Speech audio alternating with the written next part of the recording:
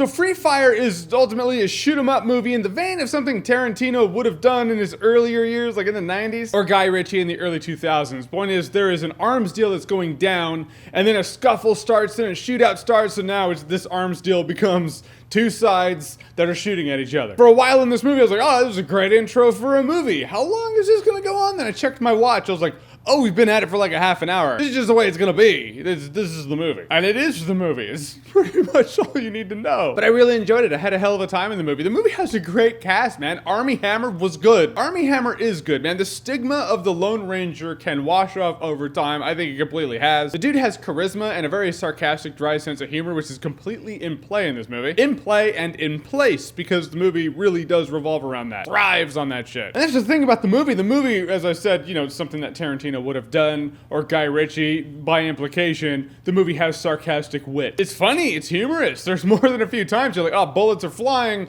but it's also you're laughing and chuckling. You're at least chuckling. There was never a gut-busting moment, like morbid or otherwise, not like Marvin ever got shot in the face in Pulp Fiction, where you're just dying laughing, you're like, I'm a sick human being. Nothing like that happens in the movie, but the movie does have humor. I was actually very amazed that a movie that starts out in a warehouse and ends in a warehouse can keep me that entertained for that long. Yes, it does hit its downtime. Every shootout movie does. But in the end, I really had a smile on my face for the majority of this thing. And it doesn't have the flashback or intrigue like Reservoir Dogs did, where you're like, ooh, you're going back, you're getting more story. Everything you know about these characters, you know because they're in a firefight. Which is a great way to showcase someone's personality. You want to know who someone is? Yeah, put them in a trench. Have bullets fly at them. You'll know them. This movie does play up that element well. Could have gone for a little more, but it is what it is. That's not the movie. This is. And there's no real shock ending for the movie. I mean, there's a wrap up and an ending to a movie that's supposed to make you go like, ooh, that's how it went down. But you see it coming a mile away. It's not like Tim Roth was the cop or some shit. It's just, no. I feel like these simple premise movies give the simplest and shortest reviews, but really, what is there to say about Free Fire? The movie was enjoyable. The characters were great. There was some camaraderie and banter among all of them. Sometimes it was friendly. Sometimes it was venomous. Bullets were flying at people. Snarky ass remarks were flying at people. People got shot. People died. I chuckled most of the time. And in the end, Free Fire was a good time. No alcohol required. Probably would be better with alcohol though. I feel like if you have your friends over, it's like, dude, let's watch Free Fire. Have a few drinks. That's a good time. All right, guys, so Free Fire. Have you seen it? What did you think about it? Or what's your favorite shooter, mobster, comedy-ish movie that's not Pulp Fiction or Snatch? Hamstringing you